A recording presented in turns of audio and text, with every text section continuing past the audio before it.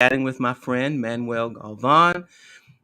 For those of you who are new to this stream, you may find it on the YouTube algorithm somehow. Let me briefly explain what this is about. So I met Manuel on Twitter and I asked him to be on my Being series where I want to learn more about people and learn about their ideas. And he did that. And Manuel's an interesting person. He's also very thoughtful, very smart. And so we developed a nice rapport. And so we've been chatting now. What is this, our fourth time, maybe? Yeah, I think it's our fourth time chatting. And what happens Yeah. is, you know, something will be going on in the world, and we'll be chatting about it on Twitter. And then Manuel or I will say, "All right, hey, let's talk about this in real time." Because I think, though, although both of us are on the left, we tend to see things differently. And so it can make for some interesting conversations. In fact, we disagree. Recently, we've been disagreeing on things like abortion and sex ed a bit more than we probably did in the past. So it makes for a good conversation. And Manuel's a really nice guy, and I like talking to him. So um, before we jump into our questions for today, um, you want to say anything, Manuel? Yeah. Appreciate you chatting with me again. I feel like, and this gets to kind of our first topic too, but I just feel like the fact that we have in person, well, semi in person conversations where we just like Mhm. can explore ideas in a format that's not 280 constrained to 280 characters really like makes our interactions on Twitter better, which I think is really interesting that we Yeah, yeah. I think these interactions is what makes me be a little bit more charitable towards you, and I think you not interpret my reactions to you as very defensive uh, or whatever. So I feel like it helps that we have these conversations. Okay, yeah, I think that's true. I think that's true. Generally speaking, the people that with some exceptions, the people that I've spoken to on this channel, um, or in person in other ways. Actually, this is the only way I meet people actually at this point. So on this YouTube channel, the people that I communicate with, I'm certainly more charitable to them, with them, to a point. That's true. That's true. And it kind of speaks to the fact that there needs to be more dialogue in society. We just don't have it, right? So, all right. So the topics today are we really just have three, but we'll see how far it goes. Manuel actually suggested I asked Manuel if he wanted to ask questions, and so he asked. One of the questions was, why am I blocking people? So that'll be the first thing we'll talk about, and I hope that'll be quick, Manuel. I'm not really big with the spotlight being on me. It's usually on the guest. So, but we'll talk about that for a little bit, and you can tell me what I'm doing wrong, and then we can move on from that. Then then we can talk about tolerance and intolerance. And should we be tolerant of hateful and harmful ideas? I think that's going to be interesting. And then we'll end with UPenn law professor Amy Wax. And I think we diverge a little bit on whether or not she should be bringing a white nationalist on campus. So that's what we've got. So you think I have a problem? You think I have a problem blocking people? Man, well, what's the problem, man? So I think it's deeper than blocking. It's just that blocking is the end result of like the situation that's been occurring on Twitter, I think. I So see. maybe some of the context for anybody who's listening, Rod and I, when I first met Rod, there was kind of this like collection, this rogues gallery of people that we were all conversing amongst and Hmm. kind of like shared similar views, but also, and we're kind of like fighting similar fights. And I think that's what brought us all together. And so we became this group of mutuals. Hmm. And it just seems like over the last year, I think it's just been like every so often I see that you blocked another one of these like mutuals that I came up into Twitter with you Mm. and with all of them. And that's a surprise to me because it felt like y'all were, these are some of the same people that you were in the trenches against like right wing racism like 6 months ago or 2 years ago or something. And now y'all are kind of having more aggressive, combative disagreements that leads to you just saying like, you know what, I don't even care what you think anymore, blocked. Um, so And it Yeah. doesn't seem to be going the other way. I haven't seen people. I haven't seen that you have been blocked by any of those folks. So it seems like kind of one sided in a sense. So I'm just curious if Mm. what you're thinking about that situation, why that's happening, that kind of thing.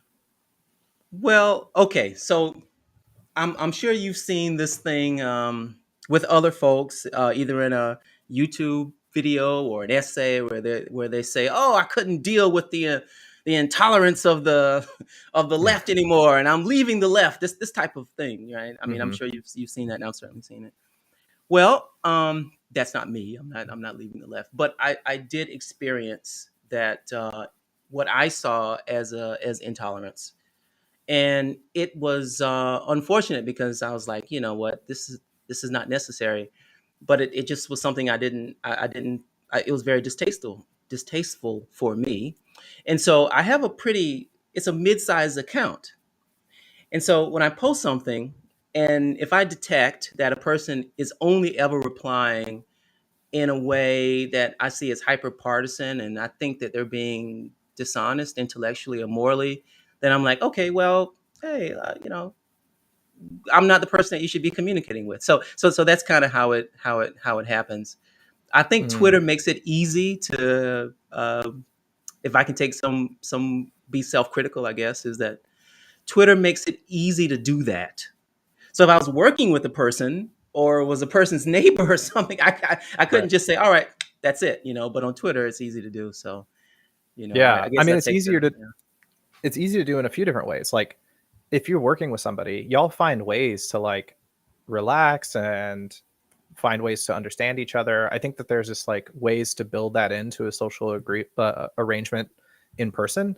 And I feel like on Twitter, it's just you have 280 characters, and you often are trying to come up with the witty thing that will shut the person up. Like that's just the way a lot of Twitter encounters and occur, especially with Mhm. somebody you don't agree with. And so it's hard to have those like, "Hey, do you want to go get a beer?" moments, which you would get in person. Um, or the opportunity to say, "Hey, maybe I took that too far. Like, I'm sorry." Like, people feel like that would be kind of silly to do with Twitter interactions because they're so. All of us kind of think of Twitter as somewhat meaningless or whatever, and so Mhm. it's hard to like lay out a sincere apology to. Like, this is not. It's all of the bad and none of the good from social interactions, right? It's just like Mhm. Mhm. the worst impulses, and that's the stuff that gets the most shares. It's the one things that gets the most likes, and so I don't. I sincerely, as someone who's been following some of these interactions with people, and I disagree with a lot of your takes. Like I kind of agree with some of the stuff that people are, the critiques that people are Yeah, laying yeah, out in yeah, terms of your views, but I think like a good chunk of the time people are just kind of being jerks about it. Um, and I'm just like, I don't know if you ever. I'm sure you have a bigger account than I do, but like when I like anything that disagrees with you, it's because I think that they're making a meaningful point and they're not being a dick about it. And I think I don't really like the stuff that's like Rod's a racist or whatever, because I feel like I've seen Rod tackle a bunch of issues. I don't think the guy's a yeah. racist Yeah. I don't know if they'd say that, but I think that a lot of or people whatever. may have Like, thought I yeah, had like a anti-trans views because of my views on sex ed and stuff, or right. something like that. But I mean, if I could say that this has been a growing kind of experience, and this is the second time that this has happened. So before I met you, I sort of Mm. entered into the Twitter space by writing in, I think it's Ariel. I said is it Ariel or Arrow? I can't remember, but it's a sort of Quillette type publication. And so I was writing about how we need to be more compassionate about the white working class, which I do Mm. believe. I think that you can't just selectively be compassionate to groups. So anyway, um, somehow I got into that space with the Ben Weinegards of the world, Okay, yeah. and the Lee Jussums of the world. And Okay. so, yeah. And so after a while, I was like, wait a minute, I feel like I'm being a little bit of a token here. I don't like what you guys are saying here. And so Mm-hmm. I would push back against that. And because all of my mutuals were in that partisan Mm. group, well, I was getting the same thing. And so I said, I Interesting. don't, I don't like this group. Yeah. And so I just started blocking and sort of tacking more to where I am now. And so I guess I've sort of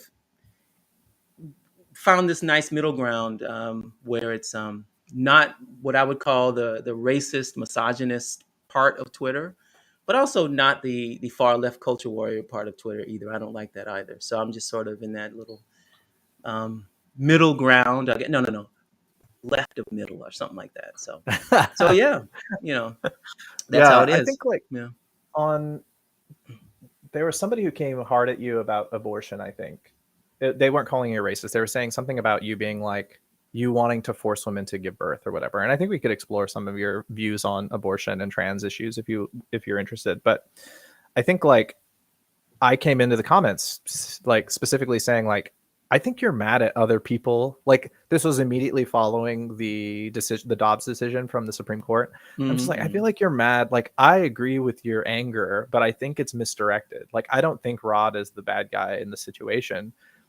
I didn't agree with your argument at that point, but I didn't think that it was evidence of you like being on the side of, right wing attack on women's rights to choose, for example. So Mm-hmm. I don't know. There was just, I feel like a lot of people use someone's tweet as an opportunity to respond to a broader thing, but they don't acknowledge that they're doing that. They just make it seem like this person is the bad guy in society rather Oh, than it's, like this person's yeah. doing a thing that I disagree with. They may or may not be a good or bad person, but like I want to respond to, I don't know. But there's so much nuance to that version of the argument that it's hard for people to have it on Twitter. Wow, that's very perceptive, man.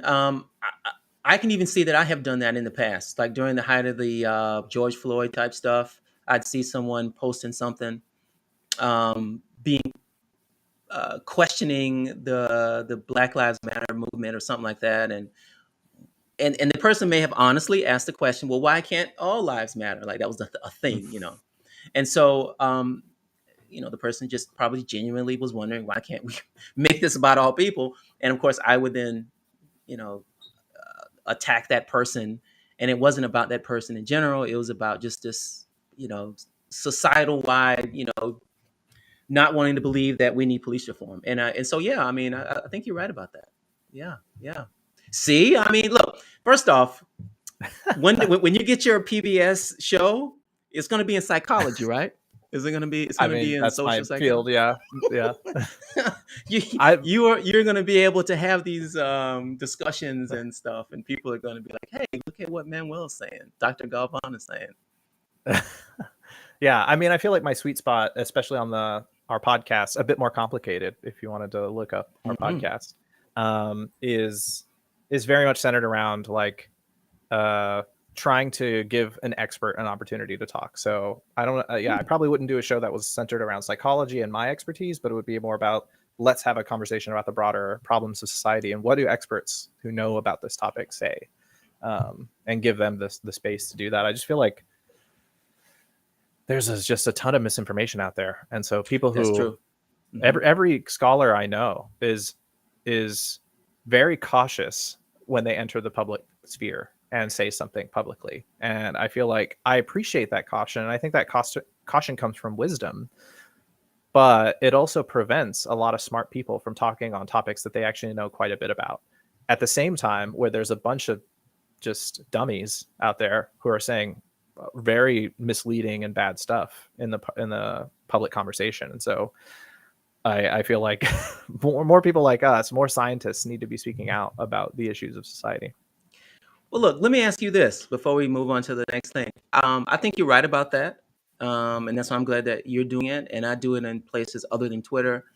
The thing about this is that when you offer some nuance, you, so okay, you've got people who can easily be branded as um, extremist, either left or right, but mainly right, and they can be dismissed. You go, oh, this guy's whatever, right? But the person who is saying, look, politically, I'm voting this way, but let me tell you what the evidence suggests. Well, I think that person gets more flack than the extremists because they're easier. I don't know if they're easier targets, but there's something about that particular person. The person who says, The person who uses nuance. So I'm kind of going off of your academic speaking at it, because if you're an academic, it's going to be the case that life is going to be more complicated than what a purely politically oriented person wants to believe. So Definitely. you come out, yeah, you come out and you try and give that nuance, and you're going to get a lot of flack. I'm not saying that academics shouldn't be brave enough to do it, and if their institutions support them, as I think Penn had tried to do with Amy Wax. We'll get to that in a minute. If their universities support them, they should do it. But it's tough. It's tough.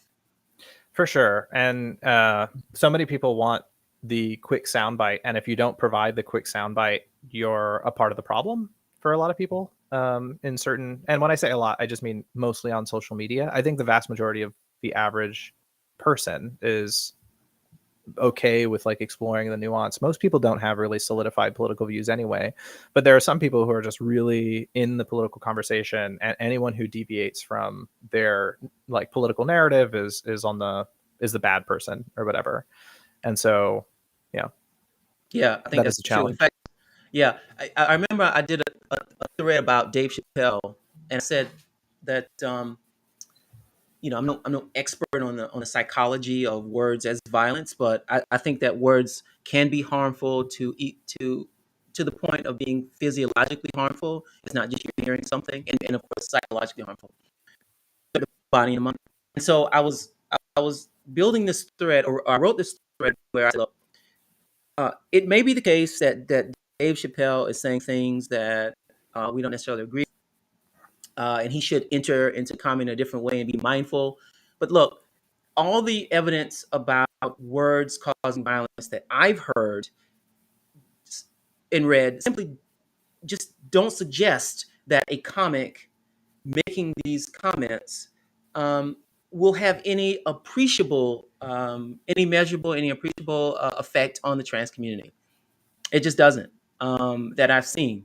And just for those who are listening, the two ways that I know of is when you have a dominant group controlling the media, and then painting a group as the other. We've seen this in Rwanda, we saw it in Nazi Germany, we saw it in the American South. That's one way.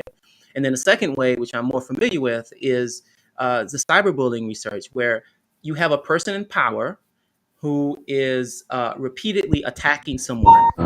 Hmm. I'm hearing some feedback. Maybe that's on my end. Repeatedly attacking, it's gone now. Repeatedly attacking someone personally, or a group repeatedly attacking someone personally. And neither of those conditions hold with Dave Chappelle. So my argument was that, yeah, okay, Chappelle is modeling something that we probably think is harmful, but the response to him is disproportionate, and maybe he's a symbol or something. That would be an academic's way of approaching that issue, not a political partisan's way of approaching that issue. And of Right. course, that got retweeted a lot, and I got all kinds of. So I blocked some people. I got all kinds of people saying that I was anti-trans or something like that, and I'm like, I don't know, man. I'm just trying to tell you what the reality is. So, I mean, I think that you're right about academics getting involved in society, because there are a bunch of kooks out there, or people who are just being inflammatory. I'm calling them professional dividers now. But it's a tough space to be in. It really is. Yeah, I don't remember the specific thing. That's interesting to me. I'd like to read what that research is or whatever. I think like Mhm. unfortunately our methods are just limited to being able to address some of these questions. Like does does Dave Chappelle's study have a net negative impact on society? Like it's just we don't know the answer to that Yep, yep, specific yep. question, right? We can Hmm. look at like the studies that did this or did that, and it kind of like gives us a little bit of information, but we ultimately don't know the answer. And so yeah, I need to check out your writing on the topic. Yeah, I don't know what that thread is. That was about a month ago. All right, so Oh, let me ask you, about this here. Um, or you actually suggested this question, so I guess we can just kind of tackle it together. Does being tolerant mean being tolerant of intolerance? yeah. So I don't know if the audience is familiar with the paradox of tolerance. So this is Karl Popper in reaction to how the Nazis took over Germany. They did so on the back of liberal tolerance, right? So for a long time in Nazi Germany, it was like, hey, this is really bad. There were some people in the country who are like, this is really bad. They're like targeting Jews. They're targeting specific groups, and they're being intolerant towards those groups. And we should put a stop to this, right?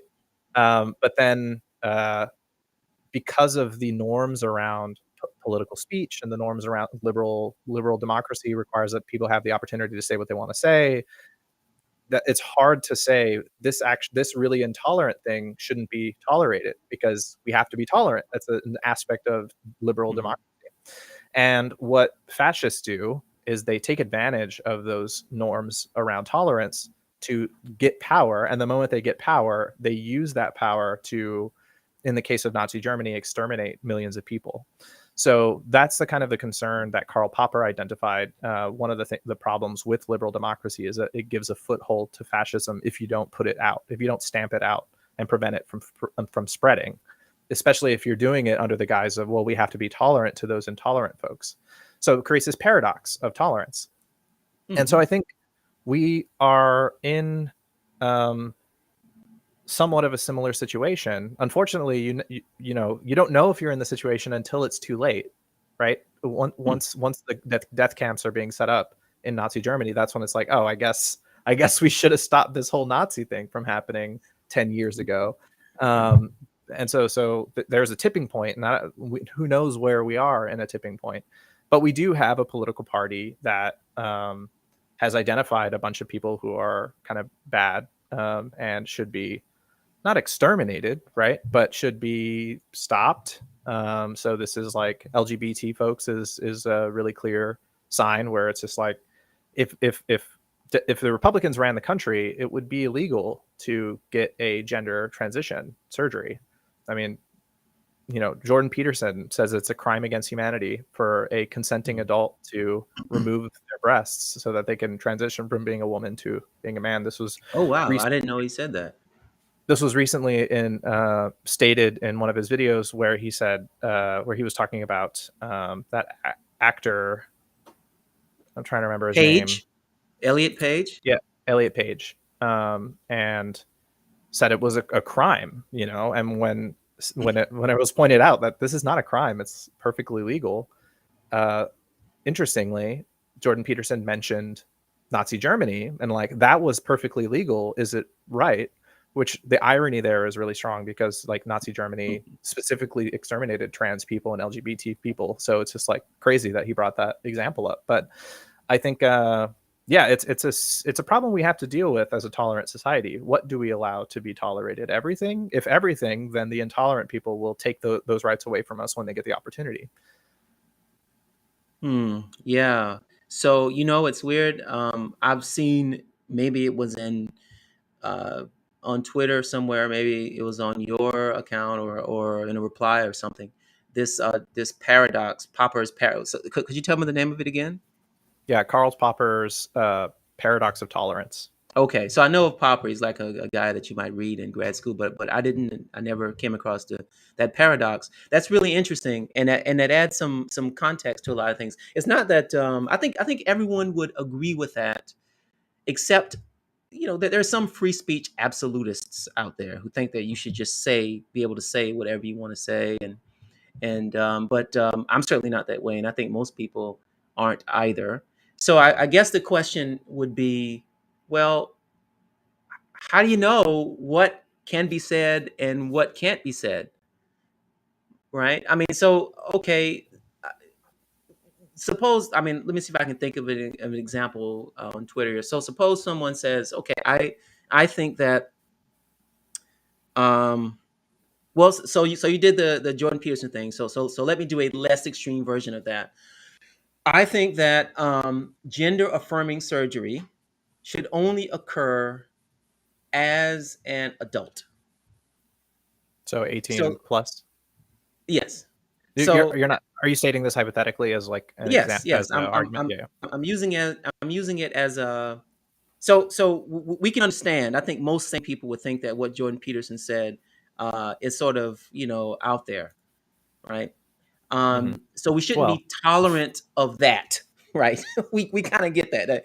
Someone should speak up and say, no, that's wrong. What's wrong with you, man? Okay, we got that. But what if someone takes a less extreme view and say, well, yes, I think they should as adults, but not as children, Hmm. right? So the question is, how do we as a society draw the line between Yeah. what we should accept or not? It's a difficult question. So I think a really clear, so we have to draw some dividing lines. I think we should use a set of criteria, one of which could be, are people talking about their own decisions for themselves, or are they talking about mandating decisions for everyone else in society? And Hmm. so I think this came up in the conversation about abortion, and you had created a analogous situation for a speaker who was denied the opportunity to speak at, or they weren't even denied. They were there, they gave their speech, but the medical students who thought Walked it was out. Yeah, yeah. problematic Hmm. to have a anti-abortion speaker at their, you know, graduation ceremony for being medical students, Wait, becoming wait, wait. What do doctors. you mean anti-abortion speaker? But she wasn't there to talk. As far as I know, that person wasn't there to talk about it. I mean, you're right that that person's views are Well, it's pro not. So life. this is But real. This gets to our the criteria I came up with, right? So okay, it's okay. not just that like she personally thinks that you shouldn't terminate, that she won't terminate a pregnancy. She thinks that it's wrong for her to do it, right? That's a form of pro life. I think that's like an acceptable view. I don't think we should be intolerant of it. It's perfectly fine. The Hmm. question is, are you going to use political force to mandate that everyone else follows your way of being alive, of living your life? And that's a separate question, and this person represents that movement, right? So this person is actually works for, I guess you could say, an anti-choice agenda. They are a political voice who tries to stop women from having the right to have an abortions on their own, right? Not for Hmm. herself, but for other people. And so I think that's when you're engaged with the political system in a way that is going to force other people to change the way that they're living their lives, where they can't be in a gay marriage, where they can't have contraception, where they can't have an abortion, where, you know, the world they live in has to suffer with climate change and with a massive disease that spreads through the society because you won't wear a mask. And so I think there's like those sets of things where you're actually just massively changing the world around you just because of your own beliefs, if that makes sense. Yes. So one dividing line between what we should tolerate and what we shouldn't is when someone tries to prevent another person from living their life the way they want. Okay. I actually buy that. I agree with that. I think one of the all right. So let's finish this. But that abortion argument was is something that since we had already been talking about that on Twitter, we might want to swerve into that for a second. But Sure. okay, so I agree with that actually. That for the most part, everyone should be free to do what they want. Um, I'm not so sure how clear cut that is, though, only because laws that we support will have an adverse effect or an effect on others who don't support those laws. So you will be restricting almost any law, you will be Hmm. restricting what a person can do. I mean, Right. it could be as simple as me owning a business and saying, I want to pay someone $7 an hour. If they agree, I want to pay them. And then you say, no, no, no. We have we have a minimum wage law now. It's Right. just Right. twelve Right. dollars. You know, this kind of Hmm. thing. So it's not. It's I get it, and I agree with you. But Yes. sometimes it can be a bit more complicated. Yeah, absolutely. And I think the one thing that people brought up in the comments of my thread on the topic was, well, what about mask mandates? Like you Mhm. said that you don't want people to be able to tell other people what to do, but you supported mask mandates when they were happening during the pandemic. So which one is it, Mr. Big Science Social Problems tough guy? And I think that's a legitimate point to bring up. Obviously, it's a smart point. I think it was made by some smart folks. Um, my thing that I would bring up is really about, is this a consequentialist argument, which I think is, from my point of view, is really the only one we can really grapple with from like a policy standpoint. If the policy hurts far more people than it if the benefits for the policy are much higher than the harms, then Okay. probably we should implement it, even if it does take some kind of you know, if it does like interfere with somebody's personal freedoms, and especially if we're talking about harming other people around them. So a cigarette ban for smoking inside a restaurant, that just saves lives. A bunch of people who are getting secondhand smoke who will die of cancer at an earlier age. Yeah, it kind of interferes with your right to smoke cigarettes at a bar, but like, to save lives, it's kind of worth it. And it was the same thing with the mask mandate. We're not asking people to do anything that harms themselves. I mean, people will Mhm. argue that masks hurt them, but they're doing so without evidence, right? And so I think like then we have to have an evidence-based conversation about the pluses and minuses of a policy. And if the policy you want to lay out is removing freedom at the same time that it hurts a bunch of people, that's the exact kind of policy we shouldn't promote, and like is a bad one for society. And so, Mhm. yeah, I think the mask mandates clearly did take away a little bit of your freedoms, but they also saved a bunch of lives, and that's important. Hmm. The Okay. worst case scenario is you're doing a policy where you're taking away people's freedoms and it hurts people. This is the example. Abortion's a perfect example of this, right? You're taking away people's freedom to choose, and you're actually Mhm. hurting people, because the evidence is very clear that abortion is a helpful process, like a helpful health avenue that women and pregnant people can go down, so that they can decide for themselves if it's the right economic or health or social situation to have a child. Okay. Let me ask this. Okay. I think we're pretty much in line, generally speaking here. I have a question about how one expresses intolerance.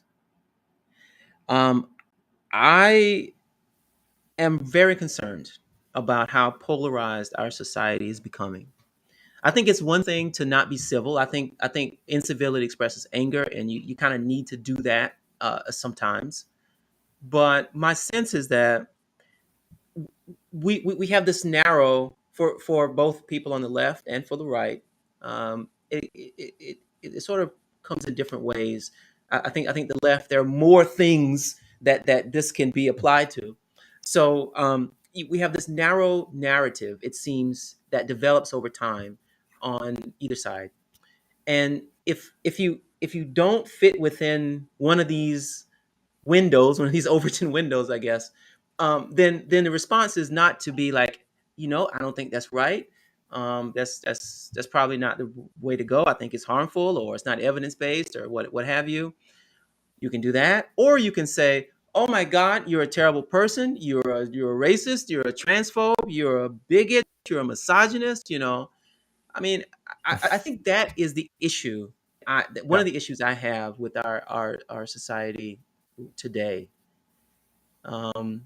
We're being, I mean, we shouldn't be tolerant of intolerance, but I think that the things that we are intolerant about are too many, and our responses to intolerance is too harsh. Right? I guess that's it. Yeah, I definitely agree with you on a few different points there. Like I saw a really bad tweet a few weeks back, maybe a couple months back or something, where a woman was like, "White people, if you on the left, like if you still have good relationships with your I saw family, this one. Yeah, yeah, I have questions for you." And it's like, yeah. What is no, that? like Yeah, I yeah. don't think that that's the right approach to these issues. First of all, like it's not effective. I don't think there's any evidence out there that shows that being an asshole to people is the way to move them over to your side. I just don't think that that is a way to that's actually effective. Second of all, if you do want to move people over from a set of beliefs you think are harmful to a set of beliefs that you think are helpful or good, then it probably helps to have a good relationship with that person. And so you want to like maintain that in your family. And then like third, you're going to be unhappy. Like why live an unhappy life where you're pushing everyone in your life away from you, to score a few political points with people on Twitter? And so I think like there's there's a good, the way that I handle myself on Twitter. I don't go around just telling everybody that they're a racist. Um, and I think partly the problem is we think of like societal problems like racism and sexism and homophobia, whatever, as individual problems when in fact they're systemic problems. And so I think, but people they want to call an individual a racist rather than saying, I think the thing you're saying is underpinned by racial like attitudes, right? And those are different statements, right? And one of them I'm saying you're essentially a racist, and Hmm. the other I'm saying you have a point of view that I think supports kind of a racist narrative, and I can explain to you why. And I think you shouldn't have that view anymore, but I think you're capable of changing. I don't think you're an essentially a racist. Like I think we can have a conversation and maybe move you over a little bit. And so yeah, I just think those are different approaches. Yeah. Actually, that sort of mirrors what Ibram X. Kendi says about you know you you're not a racist. You're doing racist things, and he said it in a different way, but that was the general idea, and that goes for anything: sexism, any of the phobias, transphobia, homophobia. I think that's even classism, which we don't talk about that much. So yeah, no, I agree with that. It just might it might be that Twitter and other social media platforms just help create that problem. I'm coming to some conclusion now about okay, we all blame social media, and I think that's correct. I think that the way it's structured creates this sort of bipolar or this very toxic environment. But I also believe that there are individuals who are exploiting that and doing it very well. And look, if you've got 5 million people on a platform, um, and you decide, okay, what's the hot thing for today? Oh, I see. So there's some teacher in Des Moines who's trying to teach about gender identity. Okay, I know. I'm going to talk about this today on my YouTube channel, and I'm going to make it. I'm going to demonize that person as much as possible. I mean, they are really actually making it harder for us to come together, and they're making a lot of money off of it. And so, I Yeah. mean, those are the two things that I think about the most. And I do agree. Maybe you didn't say this, but I think a lot of people will say, well, it's actually both sides doing this. And I would agree to some extent. Um, but I do think it's just fundamentally worse on the right and also kind of originated from that. Like a lot of the problems we're dealing with now started on Fox News um, back in the 90s. And just this approach of like demonizing the other side, creating a narrative, reinforcing that narrative at every opportunity you get, like that kind of Mhm. started there. Um, yeah. All right. So let's. I was gonna dive into the abortion thing, but we don't have to. We don't have to go down that road. Let's We can. let's well, because we've been at it for about 30 seconds. I want to make sure we have time to talk about this, and I don't like to stay to an hour or so. So all right, now let me give some background, and then fill in the blanks if I miss some things. So Amy Wax is a tenured, for a very long time, professor at University of Pennsylvania in their law school, and she's been very outspoken about a lot of issues about affirmative action. I think that she's one of those IQ people. They put a lot of weight in that. But I'm not. I don't want to put words in her mouth. I think though, given some of the things that I've read, that's probably correct. She certainly has this view that, and she's talked about this, I think, on Glenn Lowry's podcast, and then also in a report done by UPenn from students. Students have heard her saying that one, there are too many Asians or something in Ivy League schools. That black Hmm. people have some kind of cultural problems. She said to black students' faces, which is why I think she should be terminated. That um, was one of the things she said. If two plants get the same are in the same environment, one is going to necessarily grow higher than the other. What she meant by that is that there are natural differences between two racial groups. I mean, she was just Yeah. making these amazing. She told one student that the only reason why you're here is because of affirmative action. I mean, who says that kind of stuff? Anyway, so I'm just getting all that out there. So I think both Manuel and I think that there should be some type of negative sanction. I think termination, but I don't know what Manuel thinks about that. But we disagree on this. So she has a syllabus called Conservative Legal and Political Thought. Hmm. And so there's one section of that syllabus where she's talking about the radical right. I wish I had that syllabus here, but I don't. The radical right. And so she wants to bring on, or maybe she did already actually, last semester. I'm not quite clear. Jared Taylor, who is a white nationalist, she wanted to bring him on as a guest speaker to talk about his views of the far right of conservatism. My view is that she's well within her rights, and actually, it's good teaching. So maybe that's the stronger point. that people would disagree with to bring Taylor on. Manuel, what do you think? Yeah. Um, so yeah, I take issue, I guess, with both of those points. One, that Okay. I don't think that I don't think it's, so I do think it is a component of academic freedom in kind of like a very general sense, in the sense that like, can I have sex with my students? Yes or no? That's a question of academic freedom to some extent. It is.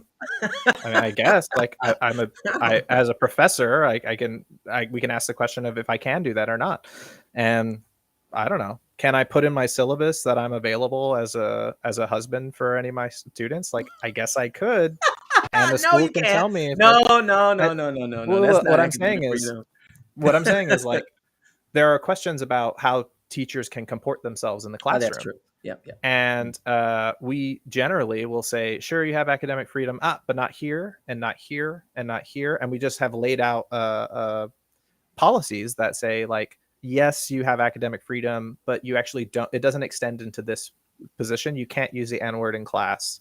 Like, that is just a thing we don't allow you to do, even if you feel like it's necessary for you as a professor for whatever brain scrambled reason that you have for it. Mhm. So I think like academic freedom has limitations, and so the question is like, where do we set those limitations? I think if you're opposed, if you're like support certain limitations, I don't think that makes you opposed to academic freedom. It just means that you have a different view of where the limitations are. You and I both, this is the same thing with free speech, right? No one's actually a free speech uh, absolutist. Everybody thinks that there should be some kind of drawing the line somewhere, right? If it's saying you want to kill the president, or if it's targeting a specific person for violence and saying go burn that guy's house down, like Mhm. everybody's going to draw the line somewhere. And it's the same thing with academic freedom. And so we have this tension between creating an environment that is good for students and academic freedom. And I'm saying, like, let's have that conversation about Amy Wax. Do you feel like it's a like foregone conclusion? It's very clear to you that this is acceptable, and there's no, the possible downsides are not, can't possibly be uh stronger than the benefits. The benefits here must outweigh the costs for you. Well, I guess I should first give an understanding of what I mean by academic freedom, because it's Sure. slightly different than free speech. So, when I think of academic freedom, I think that if a professor is, the word here is, the phrase here is manifesting disciplinary competence, meaning that if you are using if you're talking about the topics, using the methods or the teaching tools that is seen as acceptable within your field, within your discipline, is showing your competence, then within that wide range, you have freedom to work, right? So I teach a course. If I teach a course on cybercrime, there are certain topics that we'd all agree should be taught in that course, and then I can choose the materials. I can choose how, that's the freedom that I have. So it's not necessarily free speech.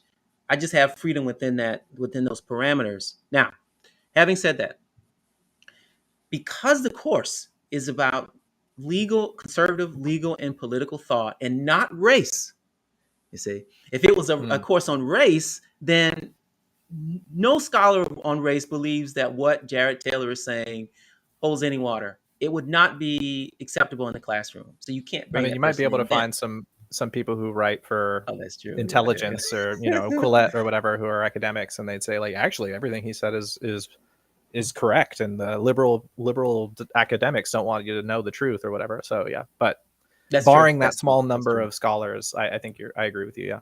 Yeah. So she's not doing that. Instead, she's bringing on someone. I keep saying bringing on, like she's hiring herself. She's bringing in someone to speak, almost like an example I gave is a police chief who is being brought into a class to talk about the views of police. I mean, not necessarily authoritative. He's not speaking for everyone, but the students would get a sense of what someone in that space is thinking now in this post George Floyd world. Hmm. So that to me is pretty good teaching if you can bring in a Jared Taylor type who's in that space working with American Renaissance, reading, doing the editing stuff, reading articles and approving them or whatnot, writing constantly, speaking constantly. So that's fine. I mean, that's wonderful if you can bring on a person like that, because students will get to see Mhm. what's going on and ask that person questions. Now, you made a good point about the learning environment. So it's one thing to so Well, can we so to before we me. move to the learning environment, I want to Oh, talk sure, about sure, like sure. is it actually going to be helpful for your class? So um, I made a so I think like calling Jared Taylor an expert is problematic in my view. One, because like he's a white nationalist propagandist, right? So he Hmm. produces a journal that's not a real peer reviewed scientific journal. He's not an expert in anything. He just is like a propagandist for a particular ideology that has exterminatory ends, right? Like it's trying to just rid the country of all black folks and all like any people of color or Hmm. whatever. Like that's the Yep, end yep, yep. goal of his ideological perspective. And so I think like covering it is important. And you can even bring in an expert who studies. I think Dr. Bird brought this up. Is it Dr. Bird? I Yes, forget Kevin his name. Bird. Kevin Bird. Yeah, Kevin yeah, Bird, yeah. yeah. Mhm. He brought up like you could bring in an expert who knows about this like body of literature from a scientific or sociological or anthropological standpoint, and they study this. They're not a propagandist, right? They're not trying to persuade the people in your classroom towards a white supremacist worldview. Instead, they're going to help the class understand this issue and like give you a sense of what other people think, but not expose them to the propagandists themselves. What do you think of that as an alternative? As in my view, a better alternative than actually inviting the like white supremacist propagandists into your classroom to try to persuade your class. That's what they're going to do with that opportunity. Mm. Like they're not going to view it as an opportunity for you to understand their worldview. They don't give a shit about that. They just care about moving people over to being white supremacists. That's all they care about. Okay, I would say I don't need to bring an expert in. I can just hand out to the students what the expert wrote in the example that you gave. So, okay, going back to that police chief example, Mm-hmm. I know that the police chief is not the definitive source on views about policing in society. But if I'm trying to give students, and I know that that person is going to be, in a sense, a propagandist. He's not going to come in class and say, "Yeah, all my officers suck." No, no, he's going to say some nice things about police. He's going to talk about the climate after the George Floyd death and all that stuff. So I mean, I get that. Um, The or difference is that he can like actually talk from the standpoint of somebody who has a job, right? This person has a job that we recognize as a society is necessary, even though like people on the left will say we need to abolish the police, and to some extent, like I'm sympathetic to that worldview and that perspective. But at the end of the day, like it's a real job that we really do allow. Mhm. On the other hand, white supremacist is not really a job; it's a ideological perspective, and you don't need to be in that idea. You don't need to believe that ideological perspective to articulate it to people. I think that having a person like just like the police chief and the students asking the chief questions, the students will remember that. It'll be a unique experience. It'll be wonderful for them, other than getting the expert who's going to be another professor to come in. I think it's the same with Jared Taylor. He comes into class, and the students beforehand may read some of his American Renaissance stuff, maybe see him on some of the debates on YouTube, and then say, "Whoa, he's right here. Let me ask this guy some questions." I think that's a wonderful experience for students, provided, of course, with the you have the right environment. with the white supremacists. That's a That's right. wonderful experience. It's a wonderful, what, you can't avoid it. Like, you have to let people experience the world. So you Most people will never be hopefully. around a white supremacist like Jared Taylor. Like you're not just helping them understand the world as they will experience it. You're throwing them in a room with a person Mhm. who is highly skilled at persuading people towards a white supremacist worldview. And they're not prepared. Like students are not prepared. This is why like Ben Shapiro goes to college campuses to argue with people, because they don't know how to respond to his points. And so what Jared Taylor is going to do is make them look foolish for not being racist. And So you want the teacher to have a paternal role or a maternal role to protect the the, the, the, 100%. the students. No, Yeah, yeah. I Like, think so at that imagine you point. had a class. Imagine you have a Uh-huh. class where you just are teaching racial inequality, right? You're just like Mhm. explaining that racial equality exists. You're not getting into why. You're just explaining that it does exist. And then, you never explain the situations that give rise to this inequality, and you just let them go. Those kids are probably going to be more racist than before you brought them into the room, because you haven't That's not the case. articulated, That's not what's happening.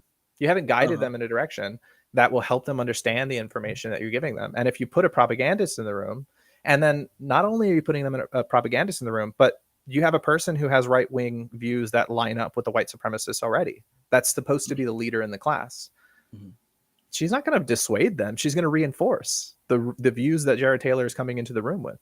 Mm. Well, I think that if the course is this survey, and you're starting from one side of the conservative bin, so I guess it's not the whole political spectrum, but from one side of the conservative bin to the other side of the conservative bin, which would be Taylor on the far right. At that point in the semester, at the University of Pennsylvania, if you're telling me that these students, as graduate students in the law class, I believe that's correct. Is it Um, a graduate student class? I thought it was. It may not be though. I think she teaches in the law school, but yeah, check to make sure.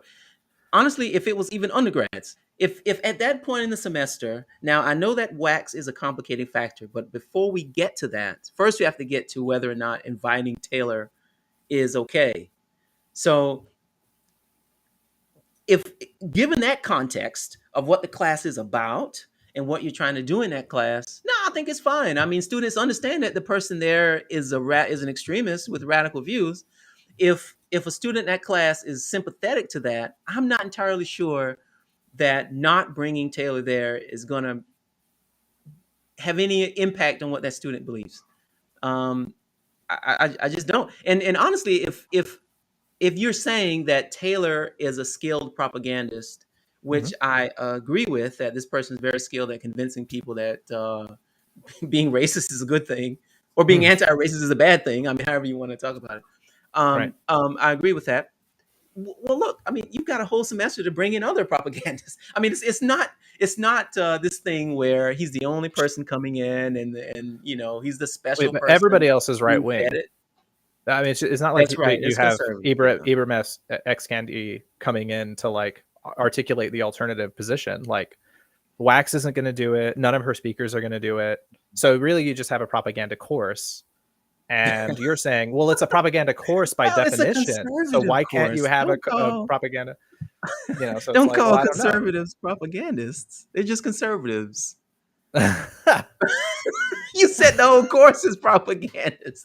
Well, so you have a very right wing teacher who is Yes. Uh-huh. spreading a bunch of right wing ideas, and there's not going to be like somebody saying, well, here are the flaws in this way of thinking or whatever. Like, that's just not part of the course. Okay. So like So that kind of then, guidance, do you not care? I mean, maybe you just don't care that that's not part of the course and that the students won't get that kind of guidance. And who cares? It's just 23 kids getting racist ideas poured into their heads with no challenging. Like, yeah, that could yeah. be what college is for. I mean, from my point of view, I don't think that's what college is for. No, college is for exposing students to different ideas, of which Jared Taylor would be one.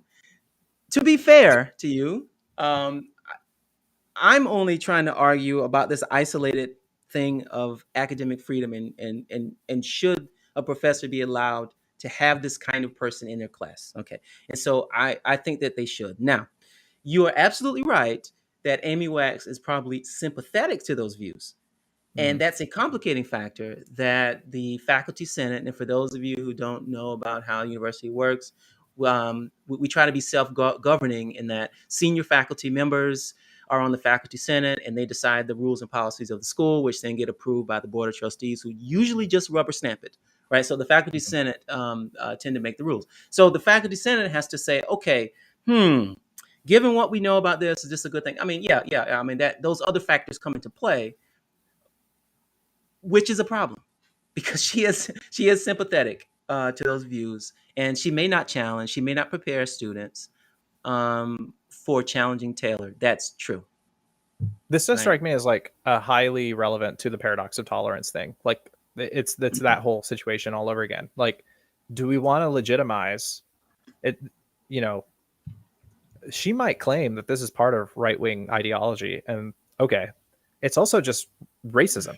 It's just racism. It's So, both. like, Yeah, yeah, are yeah. we bringing in a person into the classroom who is who's just going to spread the gospel of racism to the class? Like, I get that the class is meant to cover right wing views. Is it then what we should do to bring in racists into the class? Now we're just tolerating a racist being in the class, and they're spreading intolerance, right? And so, what if we just have a white supremacist in every class? As long as we say, like, hey, the syllabus says that this is important for the topic. Like, I can do a class on evolution, and I can say, hey, um, we're doing a class on evolution. One theory that's relevant to evolution for some people is creationism. So now we have to cover creationism. I'm going to bring in my favorite creationist, you know, propagandist, and so it's just like you can bring any liar, any deceiver into the classroom to expose your kids to, even unchallenged. Mhm. And just because we want to have a tolerant society where we spread lies as much as we want, like, I just don't think, like, if you scale up the thing that we're allowing in this scenario, it just Mhm. leads to a worse society. And so I'm not sure we Well, should. I also question whether we should or not in a moral sense, not a pedagogical one, I think, because what the class is about are the views of those people, not the truth of their claims. So like the example you gave, and you know, I like that you use different examples so we can apply what we're doing in this setting to another and see if it's consistent. And so Mhm. I think you mentioned a rape apologist, Yeah, and you so let's said, say well, you're should we? covering sexual violence and Yeah, you yeah, invite yeah. a popular and influential rape apologist as an expert to cover why people engage in sexual assault. Okay. And so my response is, no, you're not bringing that person as an expert. If the class was, though, so no, you shouldn't bring them in that context at all. Why But if the not? class was because I'm not sure that people who study that would find that manifesting disciplinary competence. You're bringing on someone who's spreading untruths. So if you ask most political scientists, they'd say Jared Taylor is a fine guest to bring in on this example. Well, this is the key point. Hmm. In that rape apologist example, if the class was about sexual deviance and you want students to experience a sexual deviant, then you can tell the students, okay, here is someone whose views are far afield of what we understand about sexuality, about sexual harassment, about sexual assault. So, I'll ask him questions. You can prepare questions for him and do a response paper on it. That's totally different. So it all depends on how you're bringing that person in and what that person is meant to teach students. I'm not saying it's not problematic for a whole host of reasons. Maybe you have students who experienced sexual assault, Hmm. right? So bringing that person on would Right. not be the best. This is But the other thing we've set aside for the purposes of the beginning of the conversation to that's just right. say, That's like, right. what about the effects on the actual students, which I think is another key piece. But yeah, Yeah, setting I that think aside so too. as we have been. Yeah. So if it was about the views of sexual deviance, then um, bringing on a rape apologist would be instructive for students. Yeah, I just don't agree. I don't think that you like. I think you can cover the same material without bringing in the rape apologists. Like, you can cover what are your arguments for and against rape, and you don't have to platform the rape apologists themselves to go over the content with the students. And by doing so, I think you introduce a bunch of harms, which I think end up being just unethical uh, at the end of the day.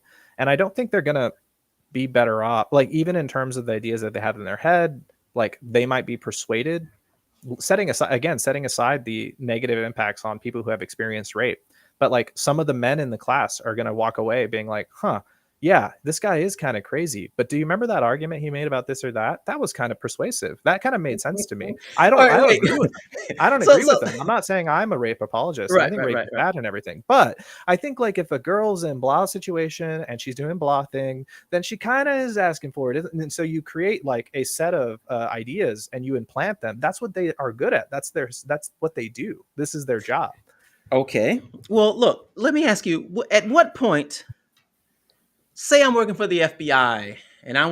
I want to profile, criminally profile somebody, Hmm. and I have some new recruits, and I've got a recording I've done of a rape apologist, and I'm talking to the rape apologist for an hour and a half, and we have this back and forth.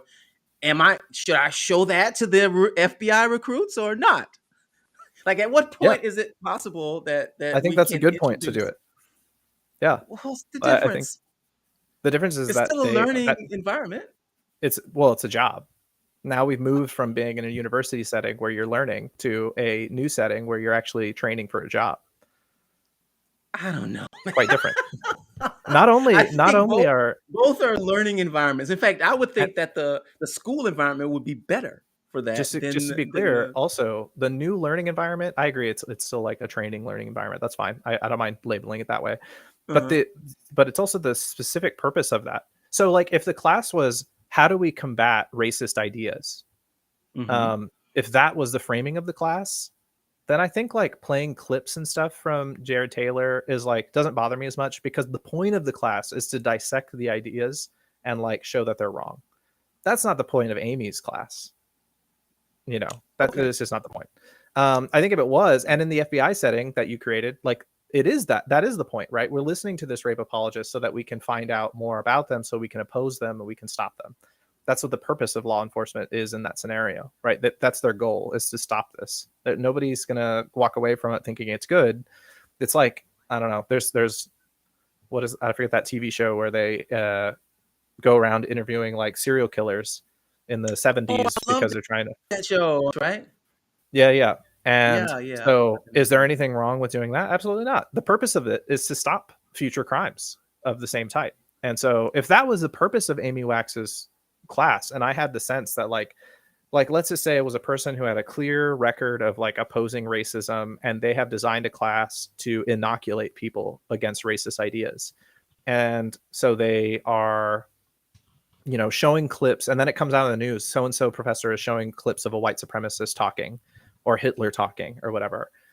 I think the fact that the class is built around stopping this bad thing, like, makes it more acceptable. I think. Okay. Well, Does that not make we're sense, or um. I mean, context is important, right, and so you know, I don't think I want to. We're not gonna totally agree, right, right? but at least I think I see where you're coming from, and I suspect if I see people where get you're to coming watch from. Yeah, this, yeah, that they'll get to see the different sides, and I think that's just pretty good. Now we're up against which the hour. Oh, I'm sorry. Go ahead. well, I just feel like we kept setting aside that other point about the Oh negative impacts of the yeah. students, and Uh we huh. should, I think, recognize that, like, I don't think it's going to be good for the black students in your class to have to listen to a white supremacist give white supremacist talking points to the class. And so, how do you have that situation and still make it a welcoming learning environment for your students of color? In the same way, like, how do you have like a welcoming learning environment for your, the women in your class, or the rape victims that have been in your class, when you bring in a rape apologist? Mm. Well, so there are two things here. One, you're absolutely correct that would create a hostile learning environment. I think there's someone who's asking a question in the chat. I don't know what he's saying. Jason Lemieux. Do you see the chat there? Hieronymus Botch Bosch. Oh, that's the The painting behind me, yeah. yeah, okay. So let me see here. So I kind of got off the track here. Oh, that's right. So there are two things here. One, you're absolutely right that that's going to create an environment that can be hostile, could be degrading, could be harmful, triggering, what have you. But um, I think as professors, we're going to have to find some sort of way of introducing students to sensitive topics, those who can take it. So there are many ways of dealing with this. So you could say, okay, we're going to have this person in. This is the point of having them in. If you find that this might be something you don't want to participate in, here's an alternative assignment that won't impact you in any way. You can have in other words, there are many sensitive topics that go on, Mhm. showing talking about drug addiction in class or something like that. That could be Right. triggering to students. So we've developed ways over time of dealing with this. Debriefing. So you can say, okay, we're going to have this, and then the next day we're going to talk about it, or immediately after class when that person's gone, we're going to talk about it. I mean, there are ways of getting around that. So yes, we have to absolutely recognize what kind of environment this is, but we also have to figure out ways of increasing the tolerance of students, or making sure that students who can take this in are allowed to, and not just prevent them from doing it. Yeah, I mean, I essentially agree. This all comes back to the context question, right? Like, is this person being brought in and it's like, this is a legitimate form of ideology. You need to try to wrap your head around it. And it's actually like a lot of people believe this. So, you know, don't, you know, don't feel bad or what. I mean, like, I don't know. There's a really like blase approach that you Yeah, could yeah, take yeah, where yeah. it's like not a good thing.